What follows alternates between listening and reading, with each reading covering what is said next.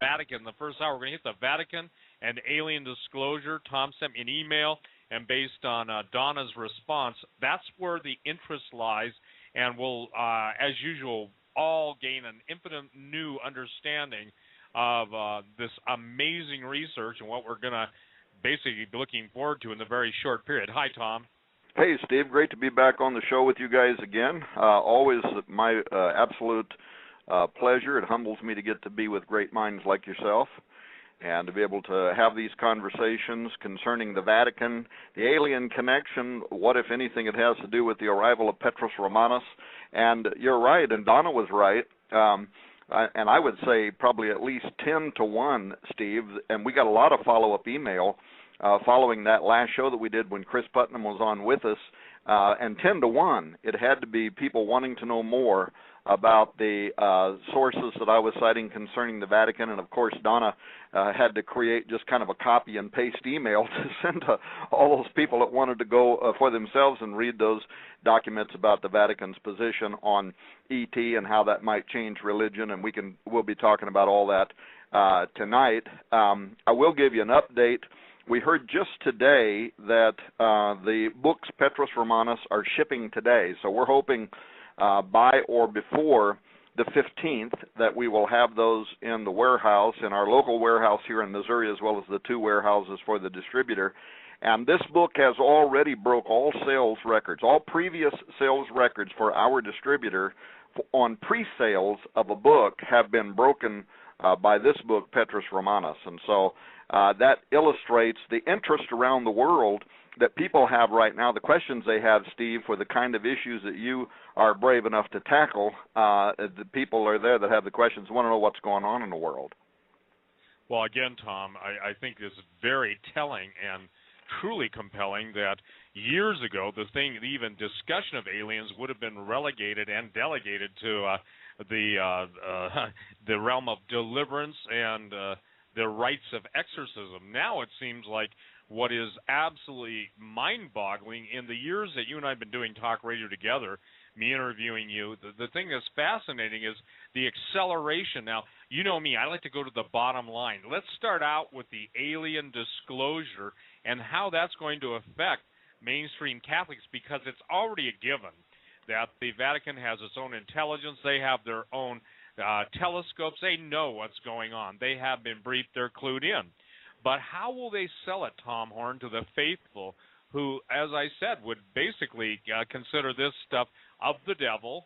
And, I want to address later, too, Tom, with you, the fact that this good alien, bad alien thing, this is all playing out according to the Luciferians' plan for the ultimate deception. So can we get to that? You mind if we hit it that way first? We'll just deal with the Vatican's entire change of perspective. Go ahead, sir. The floor is yours. And also, if we can, sometime tonight, let's give an update on the David Flynn collection. And I would even like, if possible, to quote some of David's research, because he touched on a lot of this material long before I did. In fact, David touched on a lot of this material long before a lot of us did. And I'd like to be able to honor him by making that point. Well, first of all, let me start out by talking about what's in the headlines this week. You probably have saw one of the headlines was Countdown to Discovery of Alien Life, Tens of Billions of Rocky Planets in Milky Way Habitable Zones. That was from the European Space Agency. And what they're talking about is how their HARPS Planet Finder, interesting name, huh? But their HARPS Planet Finder has proven to them within their own science that they're rocky planets, Earth-like planets, and planets that are not much bigger than Earth and that could host life are way more common in the habitable zones around faint red stars than what we ever believed before. In fact, the international team there in Europe estimates that there are tens of billions of planets just in the Milky Way galaxy, and probably hundreds, or at least 100, just inside the sun's immediate neighborhood. So now the odds of finding sentient, intelligent extraterrestrials just went into the stratosphere. And so now, of course, the scientific teams, the bodies, what they've got to try to determine is if they should try to send signals to some of these planets to make contact. There's some who believe that's not a very good idea. And if they get any kind of response, then in what ways should they maybe follow up with that? Well, on the heels of the European Space Agency's reports, there is a new article that's at Life Science tonight, Life Science, which I think is owned by Reuters. But in any case, it's posted over there tonight. We're going to post it at Raiders News Update tomorrow morning, and it's a feature article that's called "If We Discover Aliens, What's Our Protocol for Making Contact?" And there's some pretty amazing stuff in this article, in the sense that they're saying, first of all, they're saying it's conceivable now, based on these recent discoveries, that humans could very soon come in contact with aliens, and furthermore, that life may even exist on Mars. It may exist on Europa, a moon of Jupiter. Europa, appears to have an underground ocean. And there is an astronomer from Pennsylvania State University by the name of Jacob Misra, who they quote in that article, and he's saying that there could be sentient life living in the underground ocean on Jupiter. So does this sound like the no-mo to anybody but me? And other possibilities he talks about. He says intelligent extraterrestrial beings may have traveled from a distant star system, and they've taken up residence in our solar system. They might, in fact, he says, be living in underground bases on Mars or the moon. Well, as I'm reading this stuff, knowing this is, this is Reuters, this is Life Science, this is not weekly world news, right? It makes me go back to something I was thinking about earlier this year, and that is, what is the real purpose of Curiosity, the rover that houses the Mars Science Laboratory, that's halfway to Mars right now? In fact, Curiosity, I guess this last Sunday, April the 1st, reached a milestone in that it passed the halfway point. It's traveling at something like 10,000 miles an hour to the red planet. But it's going to spend 2 years analyzing Mars around its landing site, blah, blah, blah. Well, that's what we're being told. But then you get these people that are academics, and some of them are members of NASA's astrobiology team, and they come out with statements like that there could be sentient life already on Mars living in underground cabins. I mean, is this guy just a fruitcake? And if so, why is he, the spokesman for Life Science and Reuters News? Well, it's very interesting times that we're living in. And what does this have to do with Petrus Romanus? What does this have to do with the Vatican?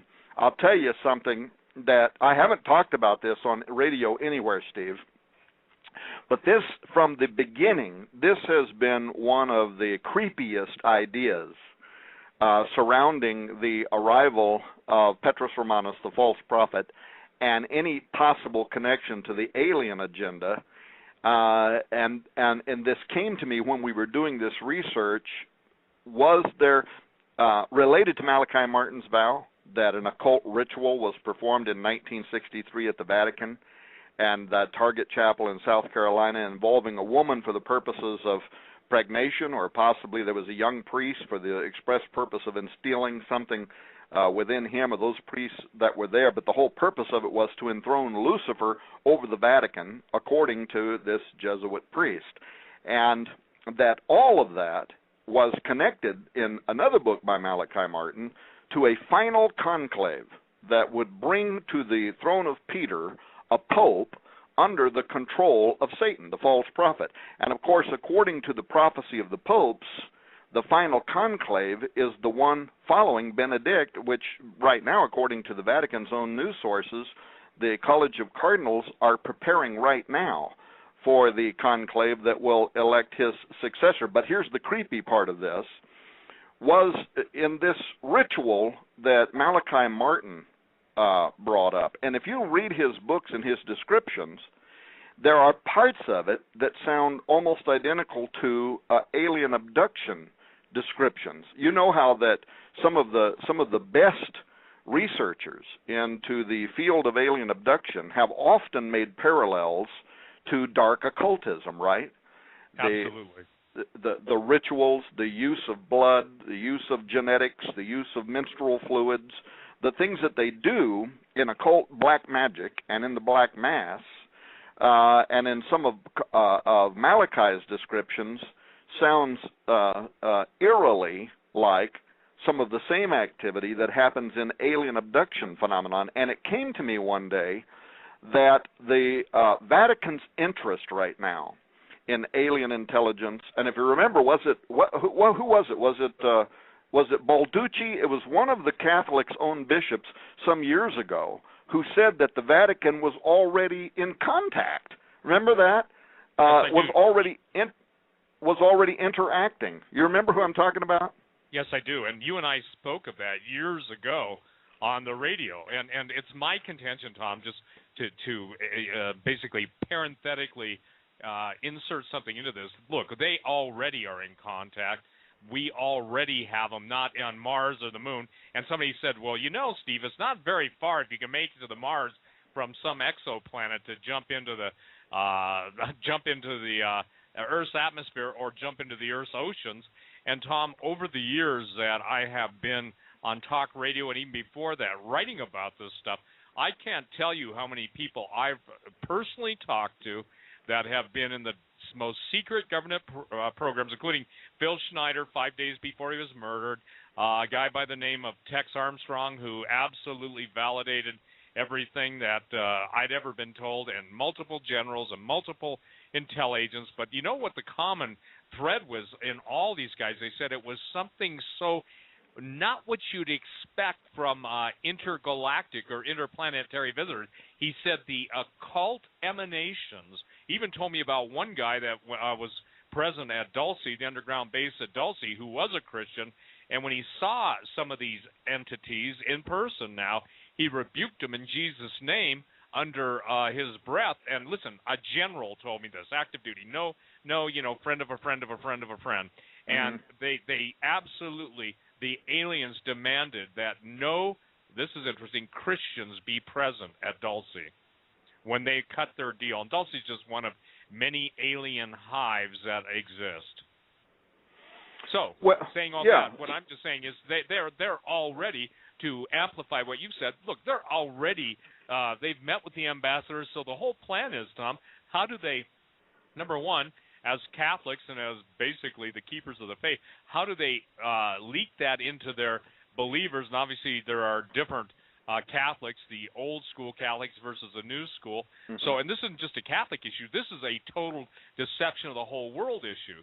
So how are they going to do that, in your opinion? Because, look, they've already given us enough stuff. Isn't it amazing? You really think that they didn't know about all those planets that exist? You think they didn't know about Europa and they didn't know about the Martian caverns and all that stuff? We get to David Flynn. I mean, David Flynn wrote the premier piece on Cydonia, and that Jonathan Swift knew about Phobos and Deimos, and even the Russians talking about Phobos being artificial. All these things don't just go back to the invention of science fiction movies. They go back hundreds of years, and in the case we'll talk about later, in all the cave drawings and everything else on the aliens, the alien presence is absolutely astonishing, whether you go to the Australian outback or into Bryce Canyon, Utah, and you've got these petroglyphs, if you will, of guys in spacesuits and helmets, and they're usually 8 or 9 feet tall. So isn't it amazing now? I think what you've laid the best groundwork for, of anybody I've ever interviewed, is how everything, both religious, financial, philosophical, theological, all these points are coming together at this time.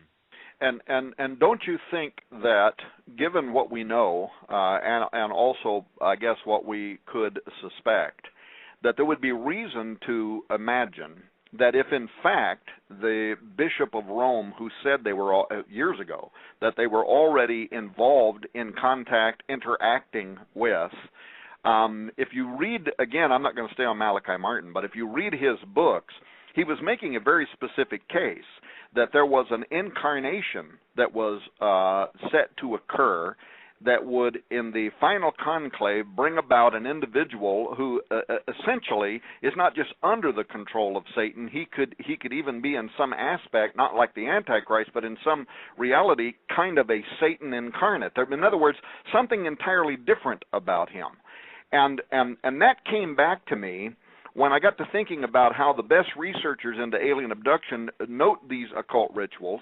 And years ago I did research in which I discovered, first of all, that most of the Vatican's astronomers that are mostly interested, including the newest ones, by the way, that are mostly interested in the alien phenomenon, also are certified exorcists. Isn't that a strange formula?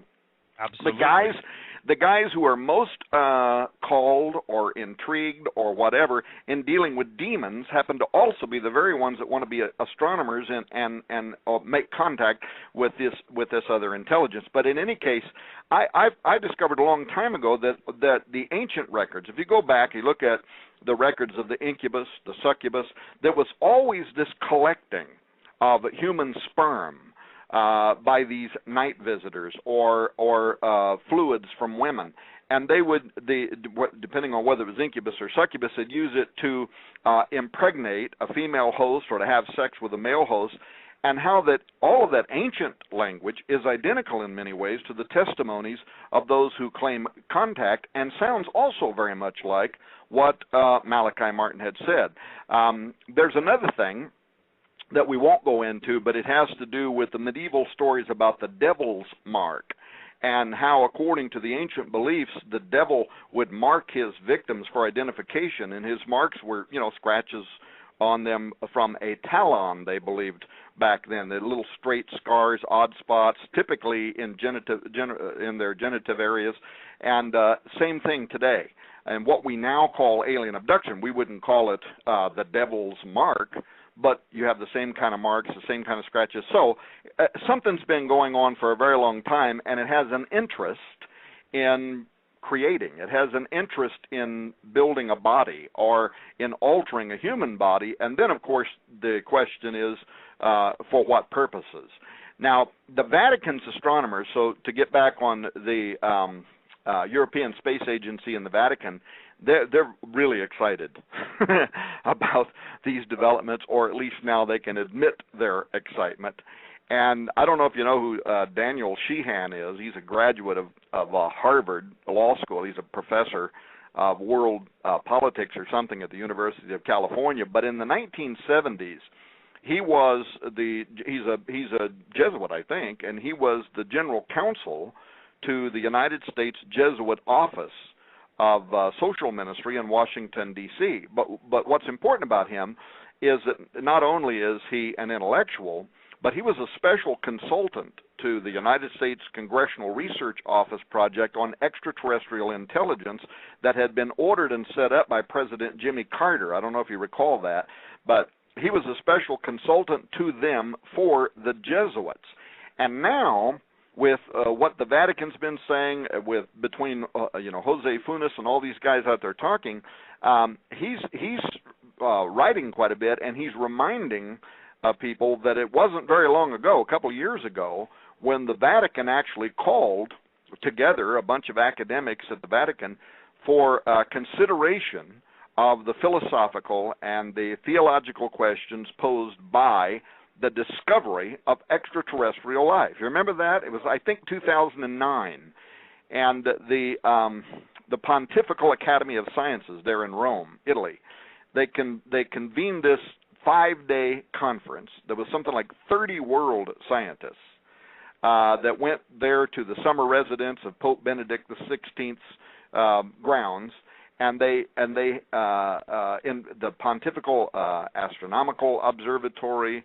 I don't remember who all, but it was a conference that was called by the Vatican to ask astronomers and astrobiologists from the United States, France, Britain, Switzerland, Chile, to present to the Vatican's philosophers and theologians, and actually even just a number of the members of the Catholic hierarchy among the College of Cardinals, to have them to present to those members of the Catholic hierarchy what is the mounting evidence of the existence of sentient life on other planets outside of the solar system. Now that's what the public understood this meeting was all about. But what Sheehan is saying, and he would know, is that the principal purpose of the conference was to actually indoctrinate, help, adjust, introduce the leaders of the Catholic Church to prepare for the reality of extraterrestrial intelligence, technologically advanced, non-human, sentient civilization that is in the universe that evidently some in the Vatican were aware of, but many others were not. It's protected knowledge, right? You need above security clearance. The Vatican basically introduced what today in the U.S. we call above top secret security clearance. But at the conclusion of that Vatican conference, at the time, the Jesuit director of the Vatican Observatory, Father Jose Gabriel Funes, he convened a press conference, and I remembered it, but I didn't realize the coded language that he was used that has now been brought out by Daniel Sheehan, in which he said publicly, he had a press conference. It was an official press conference at the Vatican, and so whatever he said would be official language. It'd be approved by the Vatican. And he said the questions of life's origin and whether life exists elsewhere in the universe deserves serious attention and offers many philosophical and theological implications. Okay, well, that doesn't sound like much to start with, but that the term theology was raised as a topic that would need to be reconsidered as a result of this new knowledge of extraterrestrial intelligence was consistent with 1 year before that, when he was quoted in the official Vatican newspaper, you know, the what's it called, the El Osservatore or whatever it is, Romano, and he was quoted as saying that if other intelligent beings do exist elsewhere in our universe and they are discovered by us, then they too will have to be considered to be part of God's creation. Well, what Sheehan is saying is that on the face of it, that statement doesn't seem like an important event, but what is unbeknown to most of the non-Catholic world, at least, is that Funes' specific choice of words was a precise restatement, exact wording of a key aspect of the official Catholic Church's edict that was issued in 1277 by Bishop Tempier, the Bishop of Paris, in which the Catholic Church officially condemned St. Thomas Aquinas' theological proposition, I think it's proposition number 34, in which Aquinas had publicly asserted that the first cause, meaning God in Catholic theology, cannot possibly have created other worlds.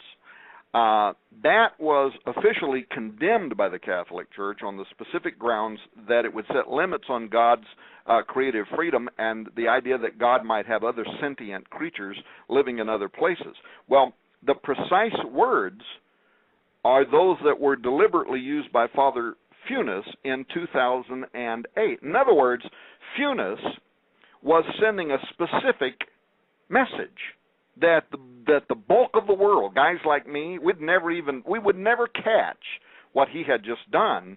But according to Daniel Sheehan, a Harvard Law School professor who's currently a professor of world politics at the University of California, and more specifically was the United States Jesuit of Office Social Ministry Council who worked with President Jimmy Carter on this subject matter. What he's saying is that Funes was sending a specific message that only Catholic scholars would get. Basically, the time is here. The time has arrived. So is he overstating the facts?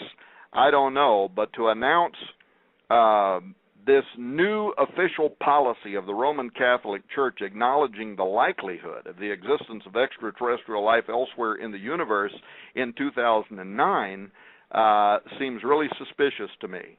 The fact that the specific year 1277 Catholic edict that condemned the proposition of Thomas Aquinas that there couldn't be other worlds with intelligent life, that was used by church authorities, I don't know. I think he's right. I think there was something there, and now these words are pointing Catholic leadership to the idea that we've made contact with morally. I think it's bigger than that, though, Tom. I truly do, because in all of my conversations, and I'm talking 2 decades with people in the know, the whole plan is, and this is what the argument has been: will the Antichrist be a possessed human being, or will it be an alien with claims that they created even Jesus? There was, are you familiar with the term the aviary? Yes. Well, you remember their claims is they even have like the equivalent of the DROPA disc, DROPA discs, that would indicate that they have, if you will, their version of a video recording. And so I think it's this: how do they reconcile the God of the Bible and the aliens who are going to claim to be our, if you will, originators? In other words, first cause is, as to a Christian, obviously, and to those of us who believe that God literally spoke the worlds into existence. This was the issue that even Zecharia Sitchin wrestled with. He could never admit that the Anunnaki could be fallen angels or rebellious angels who were created by God with free moral choice, and yet all of his research, a lot of it, not all of it, but a lot of it, was both historically accurate, uniquely, how should I say this, researched, and you could only draw one conclusion. So how is it that, what is your opinion, Tom, based on what you're studying now? We've got obviously the final pope coming on, we've got the false prophet mentioned in the book of Revelation, we've got the Antichrist, the beast, we've got all these different people, but how are they going to swing, 1.2 billion or however many Catholics there are, to embrace this idea that there's no really, the God of the Bible was just a metaphor for our alien benefactors? I think, panspermia is the order of the day. Well, that, and also, of course, the world could be shocked into going along with. Imagine, that you've got suddenly an armada of ships as big as the ones in that movie Independence Day that are hovering over the major cities of the world. People are going to quickly turn to the government and to who they consider to be their religious leaders for advice, and they'll pretty much step into lockstep, I believe. Well, that's the answer. Yeah, that is the answer, in my opinion, and I think that you've brought that up in times past. Now we've seen, you can go on YouTube and you can see all the triangular-shaped aircraft or spacecraft that the Skunk Works has designed. And I want to give you a quote because I think it's so important that people understand this. Lockheed Skunk Works is the U.S. government contractor, big-time defense contractor that's had their secret stuff in the background developing it since Roswell. Reverse engineering alien stuff that's been found all over the world, and I've had special operations guys tell me that the focus and the maximum effort is spent in black projects is acquiring ancient technology and alien technology. So here's a quote. I know you've read this before, but he says, quote, "The former head, Ben Rich of Skunkworks, we already have the means to travel among the stars, but these technologies are locked up in black projects and would take an active God to ever get them out to benefit humanity. Anything you can imagine, we already know how to do."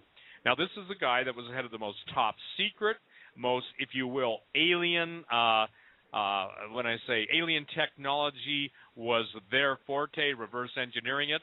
And interestingly enough, that was he died, I think, at the age of 69, and he died very shortly after coming clean with that. By the way, there's a video on YouTube of that entire speech. So given the fact that you said something critical, Tom, we're going to be shocked into it. YouTube's now showing base ships of horrific size that are basically drawing drawing their energy from the sun. NASA's stopping all of their video footage when anything of, let's say, this extraterrestrial origin shows up. And then we've got the Planet X block up. But all this stuff, here's what I want to say. I want to bring it into what you're talking about. Petrus Romanus, whoever is, and you're going to share that with who you guys think it is, but he's already prepped and knows all this stuff. And if it's so, how should I say this, so time sensitive as you and Chris have put in your book, then I think everybody who's listening to this show worldwide had better get that, because they can actually follow the steps and the thinking then that with every new press release, it's like Tom Horn gets a new key to the mystery. Is that a fair statement?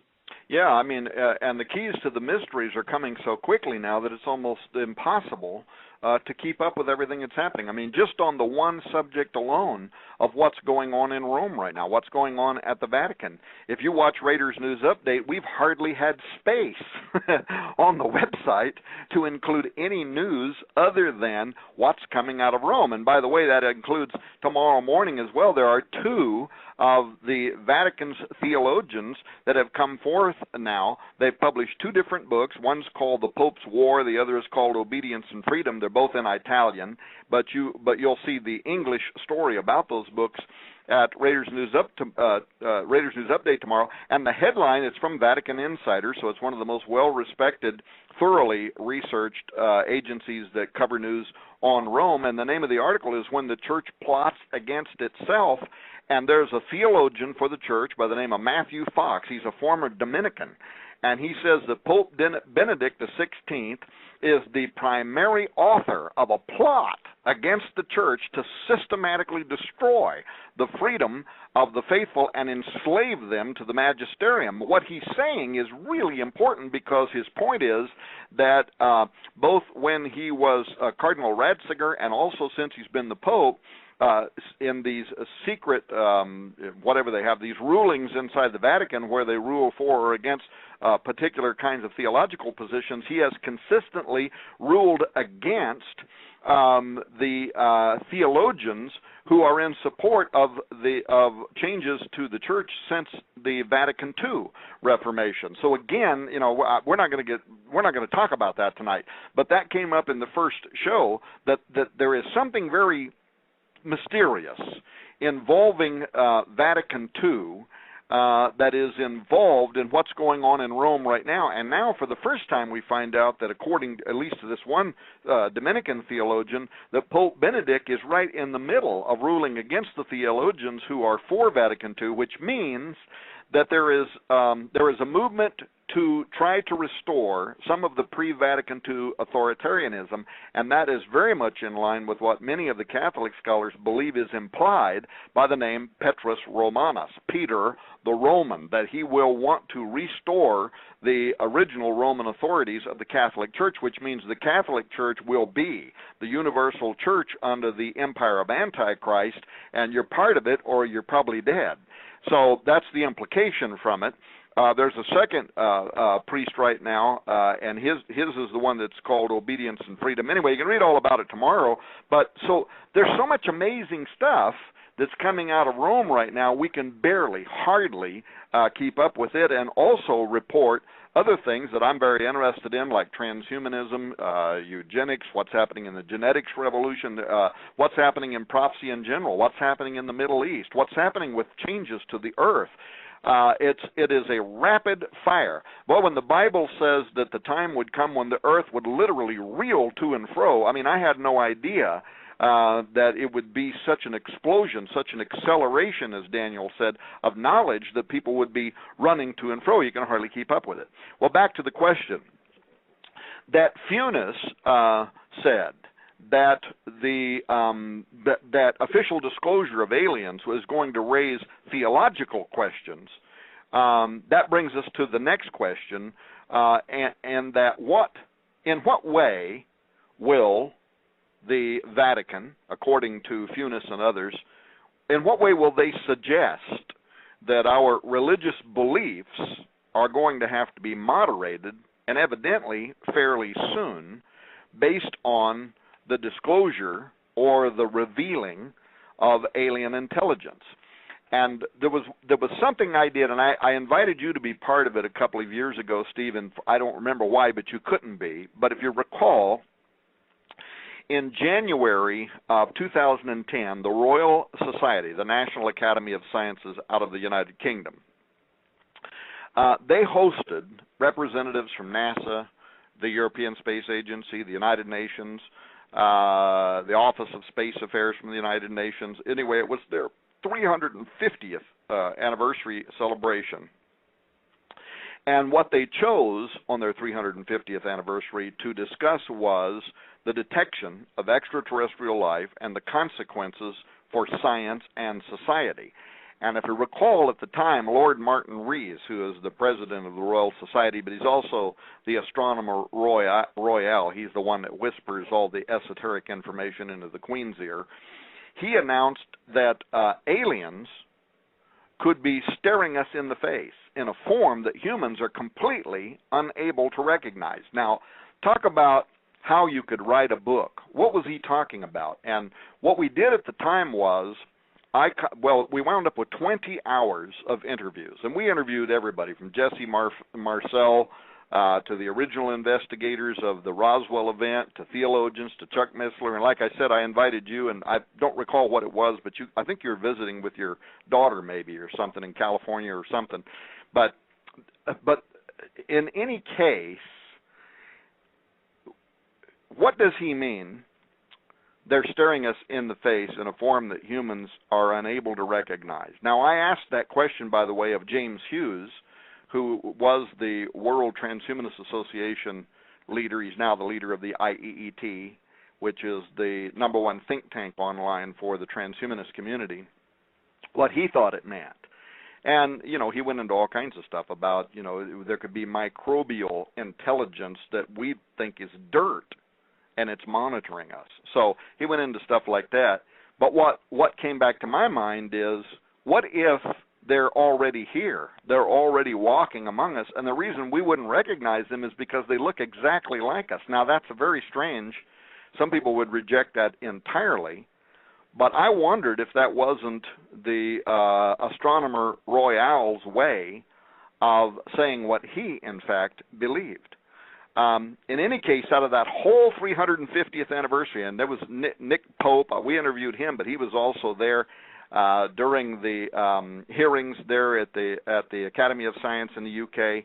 They use language like, we have overwhelming evidence, we have unprecedented proof. I mean, all kinds of loaded language like that to suggest how close they believed we were to making disclosure of intelligent alien life. Well, that was only in 2010. It was only 1 year after the Vatican invited all of those scientists, 30 scientists from different countries, to come to the Vatican to explain to their bishops what would be the impact on society, including the religious ideas. You had Simon Conway Morris, who's a professor of evolutionary paleobiology at Cambridge University. He was at the National Academy of Science, and he was the most worried guy there, talking about the unknown unknowns and how it might not be a good thing, and basically repeating something I heard Steve Quayle one time say, that these things might come here and think we look like a pretty good lunch. Stephen Hawking. So anyway, everybody was there, but it also included spokespeople for the Vatican, and once again, Father Jose Gabriel Funes, and he gives this long interview with the Osservatore Romano newspaper, where he's weighing in on the question, are we alone in the universe?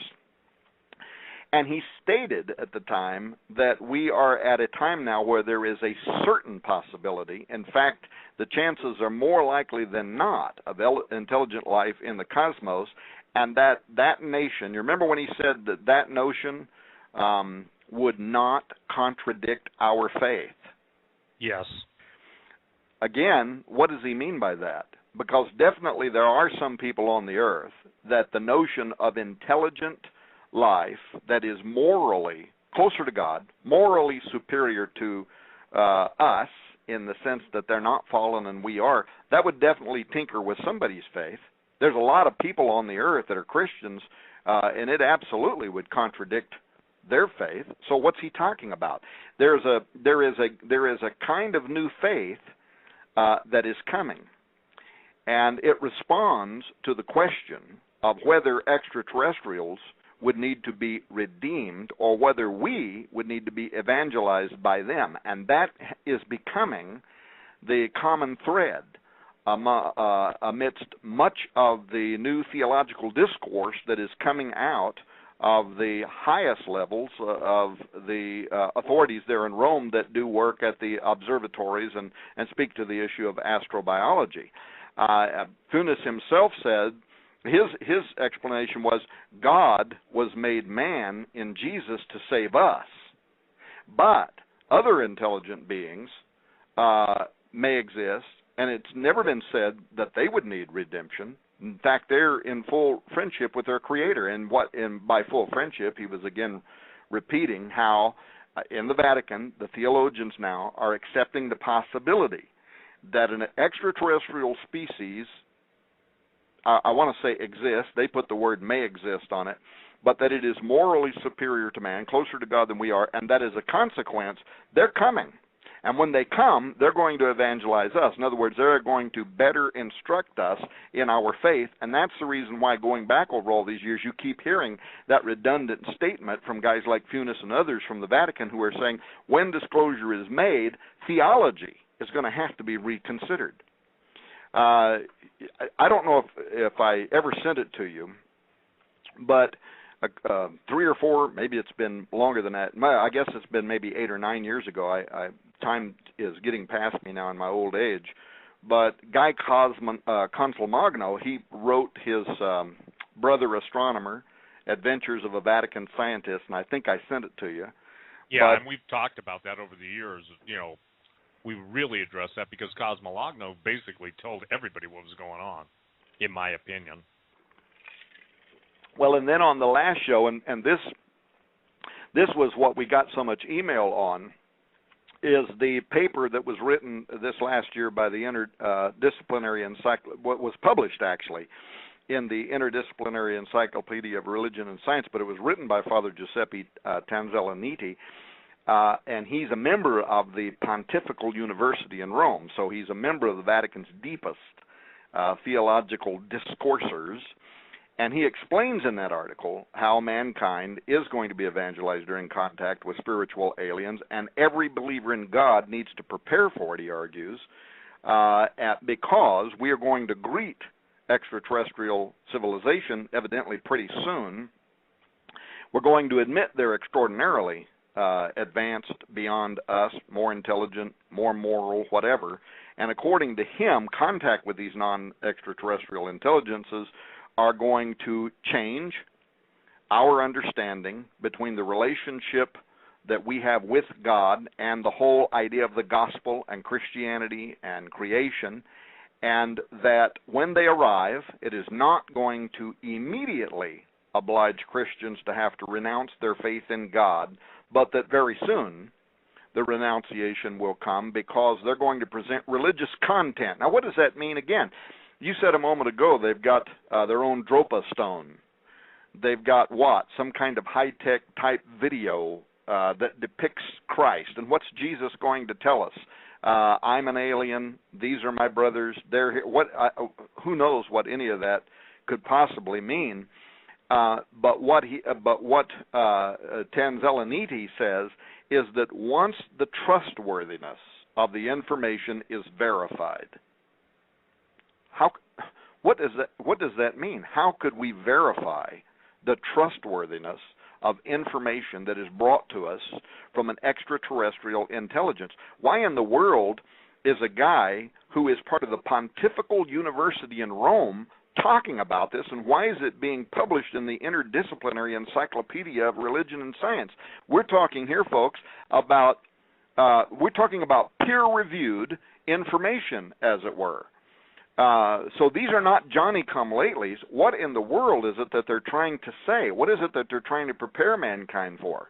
In what way could you verify that extraterrestrial information is true or not true? But in any case, he says once it has been verified, then Christians are going to have to reconduct a rereading of the gospel inclusive of the new data, and it's going to change our beliefs about God. So that was, I think I said more about that in the last show than I'm saying right now because I don't want to just repeat a bunch of information, but that was the point on which we got the most email, and Donna had to send that link to a gazillion people out there that could hardly believe that that's the position of the Vatican, but it is. And so how is this more complete ET gospel going to de-emphasize or significantly modify our understanding of salvation through Jesus Christ? I don't know, but he's just one of the spokesman. There's a former Vatican Observatory Vice Director, Christopher Corbali, and he wrote an article following up on this one called "What If There Were Other Inhabited Worlds?" and he concludes that Jesus simply will not remain the only word of salvation. That's his words. He says that we're going to try. We'll explore the alien. We'll let it be whatever it is without rushing into classification categories. We're not going to be mean to it. So this would very much fall into, I guess, Obama strategy. But then he drops a bombshell, which I printed and put on my board in front of me. And here's what it says. While Christ is the first and the last word, the Alpha and Omega spoken to humanity, he's not necessarily the only word spoke to the universe. For the word spoken to us does not seem to exclude an equivalent word spoken to aliens. They too could have had their Logos event, whatever that event might have been. It does not have to be a repeat death and resurrection. If we allow God more imagination than some religious thinkers seem to have had, he must be talking about Tom Horn and Steve Quayle. For God, as omnipotent, is not restricted to one form of language, the human, end quote. So the language couldn't be more explosive, and it couldn't be more conspiratorial in the purest sense of the word. I think that people had better realize, too, something. The idea that God created mankind in his image and likeness, the Bible declares that Jesus didn't die for the angels. In the book of Enoch and some of the extra-biblical texts, we see the pleading of the fallen angels, especially those in Tartarus, whether they're the Grigori, G-R-E-G-O-R-I, or the Chalkidri. The thing is, that's fascinating because, again, I tell people this, the idea of mankind was something so astonishingly marvelous that even a third of the angels that rebelled with Lucifer were jealous. In other words, what is man that thou art mindful of him, the psalmist asks. So what I would say, and I would love to get, and I really mean this, get into it with those type of statements is this, truly God is infinite. He's omniscient. He's omnipotent. All the attributes that God is, he is. But he, in his self-revealing mode, has said, this is who my son, and if you read the entire Gospels, you know this, we all know this as Christians, that through him, by him, and in him, Colossians 1:16 and 17, does everything exist or consist that is in existence. So, in other words, the worlds were spoken into existence, but mankind was something so unique that all the angels were commanded not to worship man, but to worship the handiwork of a living God. And about a third of them said, not on your life. And so when you and I, Tom Horn, talk about transhumanism, and it's interesting, in other words, the very argument of transhumanism underscores our response to that, quote, guy that's taking pot shots at us. And the point is to say, look, you can't use circular logic claiming God's omnipotent, all-powerful, and certainly not limited, but if the Lord himself limits his dealings with this specific group of humanity, why are these fallen angels, which are obviously more powerful, all this stuff, why are they so interested in tampering with us sexually? And that's what gets into the fall of the angels, the daughters of men, the whole Genesis 6 thing. And then as you have stated so many times, Tom, and this is all involved in this, that people have got to understand the deception is going to be so great, the arguments are going to be so compelling, the evidence is going to be so demonstrated, and then the power, Jesus himself said, that the evil one will be able to call fire down from heaven. No offense, he just did it in Texas, and nobody, very few people realize that the entire Texas tornado thing, 12, total weather warfare. And again, what's so interesting to me, Tom, is notice this. Notice when you and I first started talking on the radio, what, a decade or so ago, and what was, they used to boo-hoo us or poo-poo us, I guess more poo-poo, whatever they used to do. They used to complain a lot. The idea is now is so much of what we brought out, we were called crazy, all these different, well, crazy was the nicest stuff, but now people have to deal with the complete, quote, singularity, and I believe the singularity is nothing more than the alien influence. Look, I really do believe that it's not the World Weekly News, but I believe that we already have cohesion and groups working with aliens that look like us, shape-shifting, okay? Even in the Lost Books of Eden, I'll throw something out here that most people don't understand.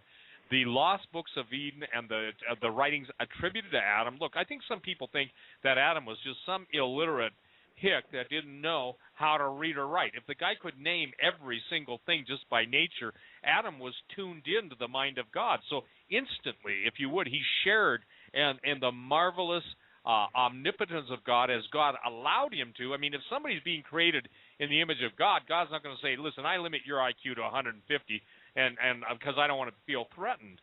Saying that is that we've got this marvelous picture of initial creation, the tampering with creation, the redemption, and the soon coming of the Lord to resurrect us. Now, Jesus did say something pretty important. He said, if it were possible, even the elect would be deceived. And I can tell you this, the average, and I'm saying this, the average smug Christian cannot even defend his belief in any attack by, quote, the intellectuals. Now, Stephen Hawking, okay, bright guy. I would like to see literally him get saved and come to the saving knowledge of Jesus Christ. I'm serious about that. But, now they're just talking about they want to, you put it on your website, they want to basically download Hawking's brain to see what made him tick. And the elements that we're dealing with now, we're talking about, if you will, a data dump on the entire population of the world. We're seeing visual imagery and massive UFO sightings. The coming of Planet X, Nibiru, the 10th planet, Gabriel's fifth.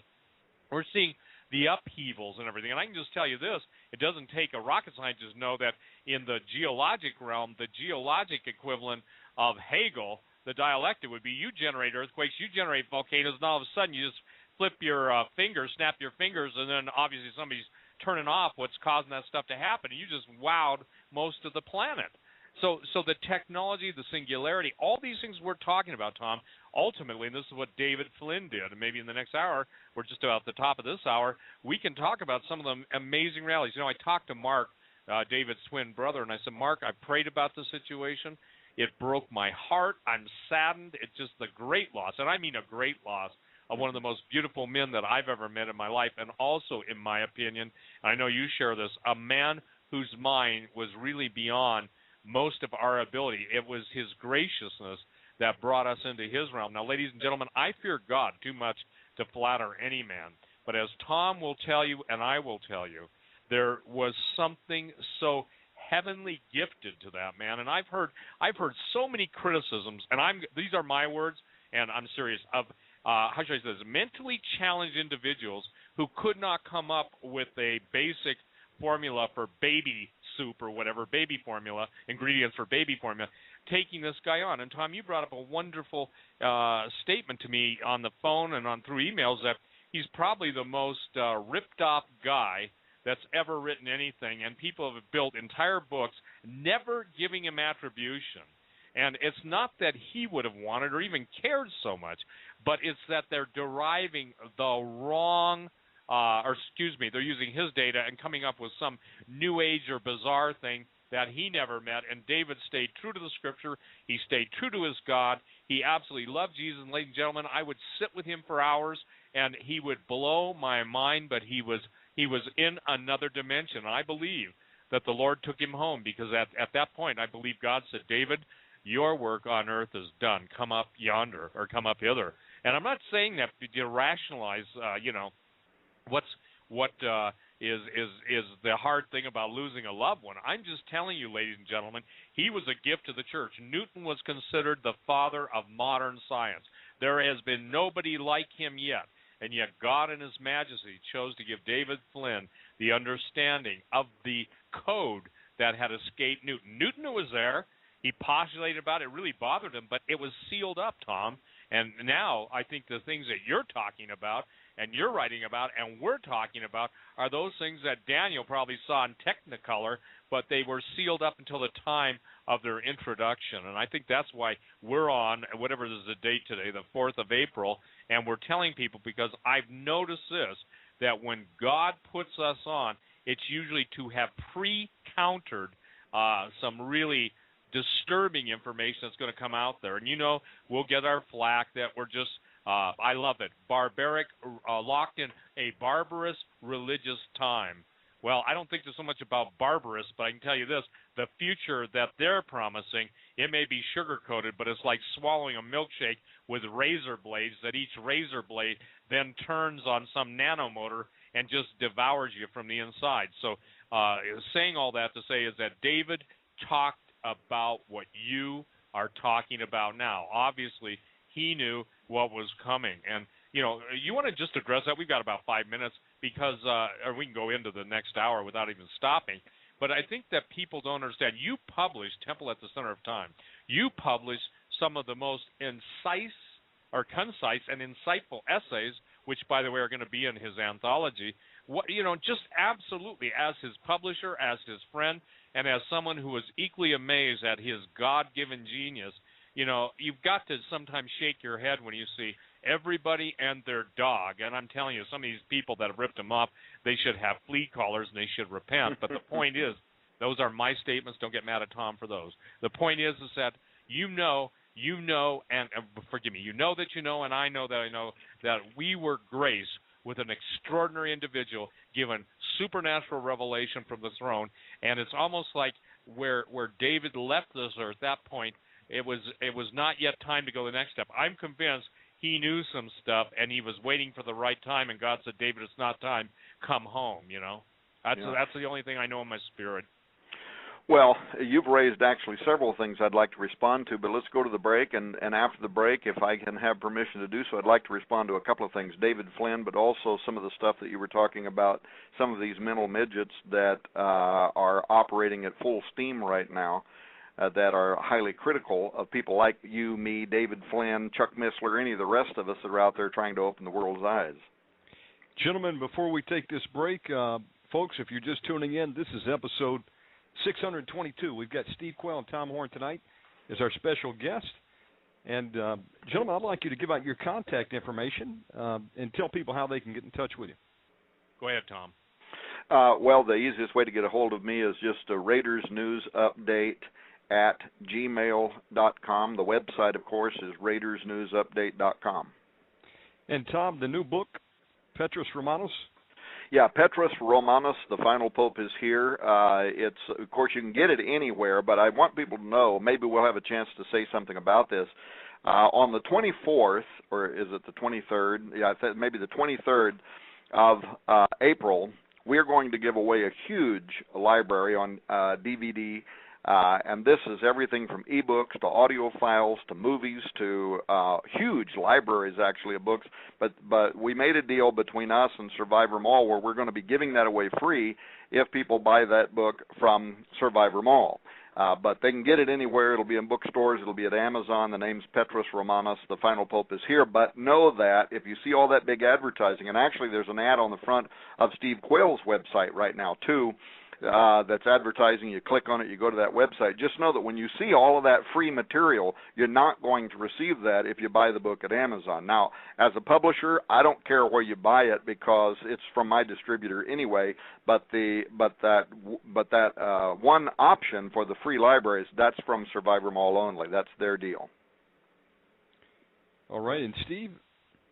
Well, I think, first of all, everyone should take advantage of this because when you buy from Survival Mall, I don't think that you could go out, the average person cannot go out and do what Tom has done or even I've done in the time we've been at it. Look, Tom's been at this a long time. I've been at it. But when you go and order Petrus Romanus from Survivor Mall, you're going to get the audio, video files, and dozens of PDF books.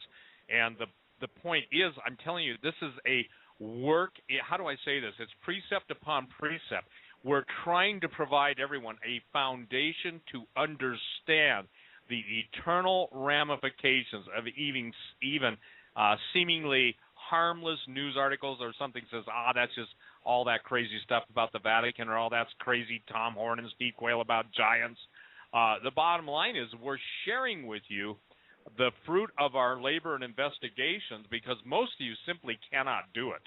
So I would encourage everyone to take advantage to that, the giveaway that Tom has offered. I mean, Tom, when you put out just your researcher's library and sent me a copy, by the way, thank you very much, that was something I want to do. Well, I got to tell you something. My drawer of good ideas gets higher and higher. I just don't have the time. So, ladies and gentlemen, I want to share something. What Tom has done is given you so much foundation that then the scriptures, as you read them and as God puts his time keys into everything, it's like a combination to a safe. You got to go a little left, a little right, a little left, and finally turn to the right and flip the lever to open it. Most of the safes.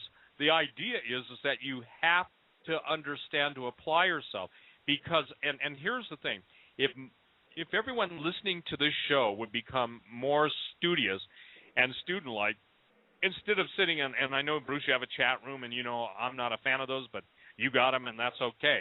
But the point is, asking and I say this to those asking who has no clue, no understanding, no depth, no history, and no walk or any type of reference point to even discuss this, what he thinks, and somebody says, I think Horn is crazy and Quayle's crazier, well, thank you very much, but that's about as dumb a ad hominem attack as you can get. What we're trying to say is this: apathy, indifference, and just a general I don't care attitude, those are going to kill you. But if you'll just make the effort, and I think that this is such an amazing book, amazing offer. Look, it's critical, it's pertinent, it's time. It doesn't get any plainer than that. Now, saying that, I want everyone to understand something, that Angel Wars plays into this, because the book Angel Wars that I think is just the best presentation of all of the spiritual deception out there. The first part of it, the first half of it, is basically antiquity, myth, legends. The second half is transhumanism, singularity. The whole idea, the simple idea is this: is Satan is promising humanity a judgment-free future, eternal life, eternal pleasure. When your body gets old, you just basically download your subconscious, and then even be going on that, you can share someone else's wonderful sexual experiences for a price. Tom, I remember talking about sex bots over 15 years ago on talk radio. People thought I was crazy. You just posted on Raiders the other day that now they've got artificial skin that can bleed and heal itself. Well, ladies and gentlemen, we're in the termination, and where the Terminator wasn't just a movie, and you and I both, Tom, have said over and over and over that the movies are preconditioning you for acceptance, or they initially try and say, oh, that's just that crazy science fiction stuff. Well, when you find out that the Gene Roddenberry of Star Trek fame was an active CIA agent, you find out how many scripts don't come out of the writer's mind before they come through Langley. And then I just quoted to you Ben Rich's statement. Anything you can imagine they've already done. The idea is this, is that you, in their minds, the elite minds, is you're too dumb to live. And that's the alien idea, too. The egalitarian elitism of an intergalactic, I guess you'd say, predatory pervert that has to come to Earth and seduce Earth women to get their ovum, or to, basically rape men to get their sperm. I think the bottom line is this is not something that's just new to the science fiction genre. This is something that's been around for literally thousands and thousands of years, and then we can't talk about it tonight, but we're dealing with things that the Vatican Library and the secrets of the Vatican, trust me, if you see a National Geographic Secrets of the Vatican, you're not seeing the secrets. It's just like the Smithsonian trying to pass off every giant bone that's ever been found of a giant fallen angel human hybrid as being some dinosaur bone, or when they can't pull that one off, they have to come up with Gigantopithecus, the great ape, but then they can't explain the little people they're just finding in Indonesia and other parts of the world. Well, the idea of this is this: you are being fed selective garbage. I'll use a nice term. You're given regurgitated vomit. You have the choice of hot, medium, and cold vomit, but nevertheless it's vomit in the mainstream. And what we're trying to do tonight is give you the meat. So the book Angel Wars is available only from my site, stevequayle.com.